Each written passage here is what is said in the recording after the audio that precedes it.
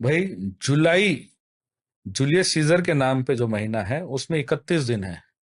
मेरे महीने में 30 दिन क्यों? क्योंकि उस समय अगस्त में 30 डेज हुआ करते थे।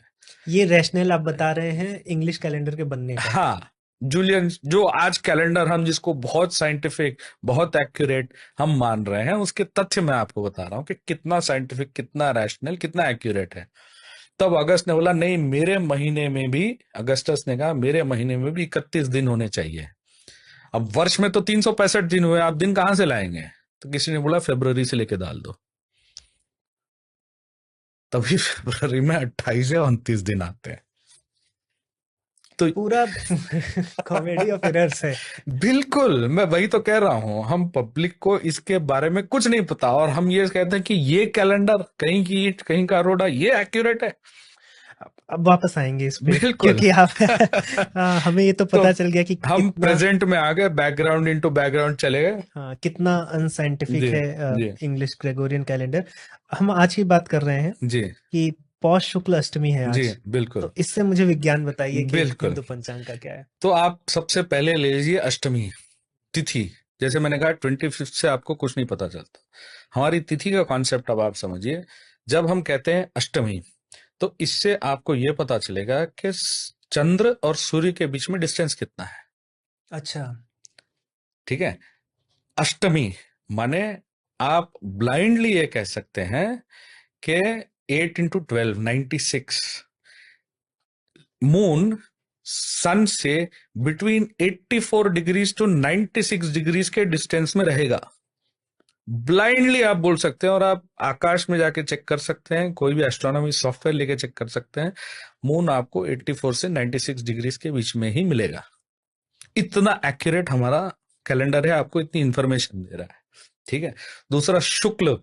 शुक्ल, this signifies the phase of the moon, waxing phase और वेनिंग फेज।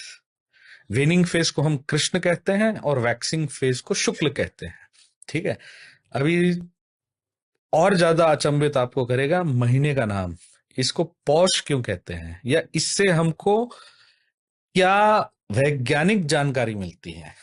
इससे आपको ये जानकारी मिलती है कि इस महीने की, पौष महीने की जब पूर्णिमा आएगी, इसके सबसे निकट पुष्य नक्षत्र होगा, इसलिए पौष। इसलिए पौष। तो आपने एक तरफ देखा ग्रेगोरियन कैलेंडर या जूलियन कैलेंडर में महीनों के नाम कैसे दिए हुए हैं। अभी आप देखिए कि हमारे पंचांग में महीनों के नाम कैसे दिए हैं हम। तो अभी हम समझें कि जैसे आपने पूछा पुष्य शुक्ल अष्टमी, पौष शुक्ल अष्टमी से क्या इंफॉर्मेशन मिलता है, तो हमारे महीनों के नाम कैसे पड़े। चैत्र को चैत्र क्यों कहते हैं, वैशाख को वैशाख क्यों कहते हैं? तो इसका नेमिंग कन्वेंशन ये है कि जिस महीने में जब जब भी पूर्णिमा आएगी, उसके निकटतम नक्षत्र कौन सा रहेगा।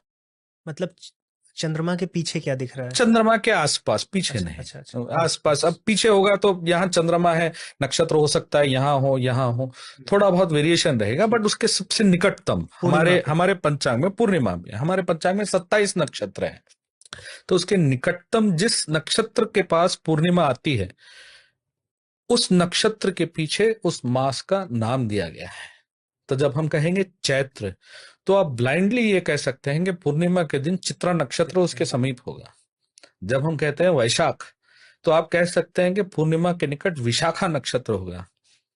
जब हम कहेंगे ज्येष्ठ, तो ज्येष्ठा। ज्येष्ठा नक्षत्र उसके निकटतम होगा। तो आप साइंस देखिए, दिसंबर में आपको कुछ नहीं पता चलता, 12th मंथ को आप 10th बोलते हैं, और यहाँ पे जब आप पौष कह रहे हैं, आप आंख बंद करके बता सकते हैं कि पूर्णिमा के दिन पुष्य नक्षत्र इसके पास होगा। मतलब अगर हमारे बच्चे केवल हिंदू पंचांग ही यूज करें, बिल्कुल, तो साइंटिस्ट एक साइंटिफिक माइंडसेट रहेगा बिल्कुल, उनका। वही तो है। इसीलिए तो हम, मेरा तो यह मानना है कि पंचांग की स्टडी भारत के हर विद्यालय में, हर स्कूल में इंस्टीट्यूट होनी चाहिए। तभी छात्रों को पता चलेगा, एक, कि हमारा पंचांग के पीछे, हमारे पंचांग के पीछे कितना विज्ञान है, कितना गणित है। और इतना विज्ञान गणित होते हुए भी आज धारणा यह है कि ये तो अंधविश्वास से भरा पड़ा है,